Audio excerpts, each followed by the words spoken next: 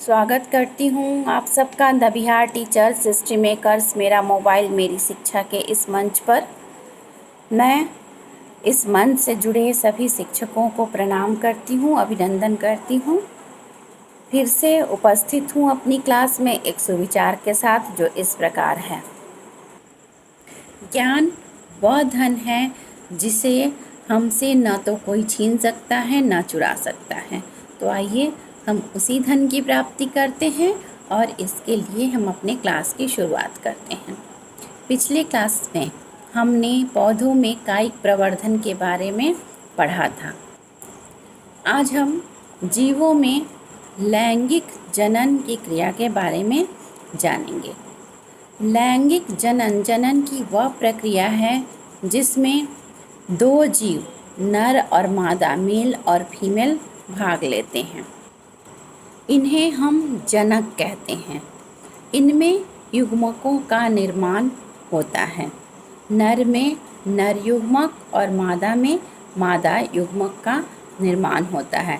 नर युग्मक या मेल गैमेट को हम स्पर्म या शुक्राणु भी कहते हैं और मादा युग्मक फीमेल गैमेट को हम अंडाणु या ओवम भी कहते हैं। लैंगिक जनन में दो क्रियाएं शामिल होती हैं। पहला युग्मकों का निर्माण और दूसरा युग्मकों का संलयन। युग्मकों के निर्माण की जो क्रिया होती है वह जनन कोशिकाओं के विभाजन के द्वारा होती है। जनन कोशिकाओं में अर्धसूत्री विभाजन या मियोसिस विभाजन मियोसिस डिवीजन की क्रिया होती है। इस क्रिया में जो युग्मक बनते हैं उनमें गुणसूत्रों की संख्या आधी हो जाती है। जो मातृ कोशिका होती है वे विभाजित होती हैं।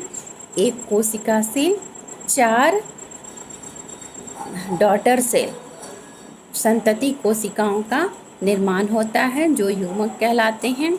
इन चारों संतति कोशिकाओं में गुणसूत्रों की संख्या मातृ कोशिका की आधी हो जाती है। तब ये नर युग्मक और मादा युग्मक का निर्माण करते हैं। नर युग्मक मादा युग्मक की अपेक्षा छोटा और गतिशील होता है। मादा युग्मक बड़ा और गतिहीन होता है। ये नर युग्मक और मादा युग्मक अर्थात शुक्राणु और अंडाणु संलयित होते हैं अर्थात इनमें निषेचन की क्रिया होती है और ये एक दूसरे से जुड़कर तब युग्मनज का निर्माण करते हैं, जाइगोट का निर्माण करते हैं।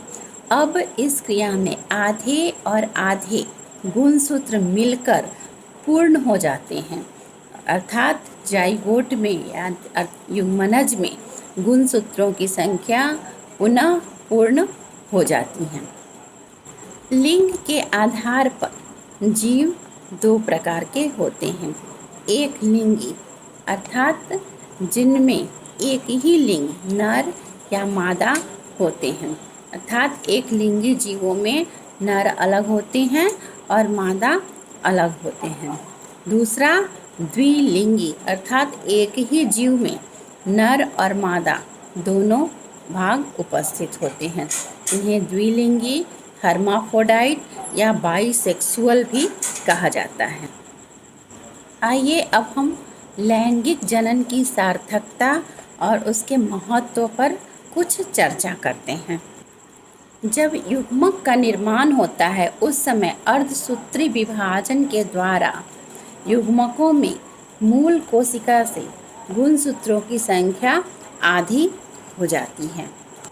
जब दोनों युग्मक नर और मादा का संलयन होता है, निषेचन होता है, उस समय दोनों युग्मक मिलकर जब जाइगोट का या युग्मनज का निर्माण करते हैं तब उनमें फिर से गुणसूत्रों की संख्या पूर्ण हो जाती है या मूल कोशिका के बराबर हो जाती है। इस प्रकार जीव अपने शरीर में गुणसूत्रों की संख्या को स्थिर बनाए रखते हैं।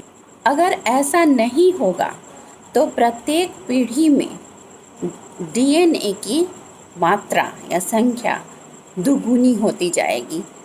हर पीढ़ी में, अगले पीढ़ी में जो डीएनए की मात्रा है वह संलयन के कारण तब बढ़ते जाएगी, दुगुनी होते जाएगी। तब पृथ्वी पर सिर्फ डीएनए ही उपस्थित होंगे और जीवों का अस्तित्व समाप्त हो जाए। जीवों की हर जाति में गुणसूत्रों की संख्या अलग अलग होती है और स्थिर होती है।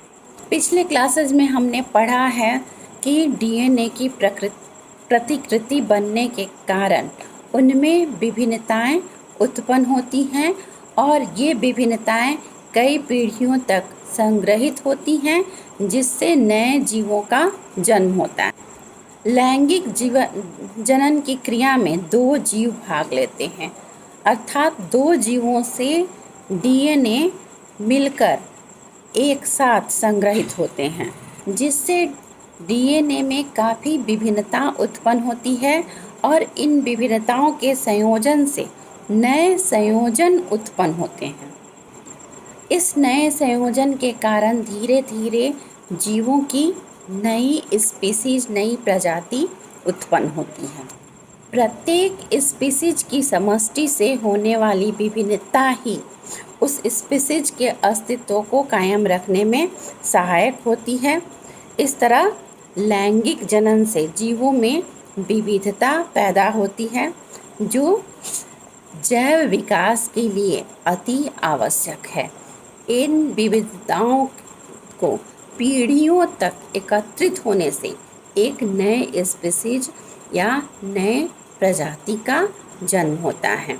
इस प्रकार लैंगिक जनन की जो क्रिया होती है वह विभिन्नता लाने के लिए और जैव विकास में सहायक होने के लिए महत्वपूर्ण होती हैं। आज के लिए बस इतना ही, फिर मिलते हैं अगले वीडियो में। धन्यवाद।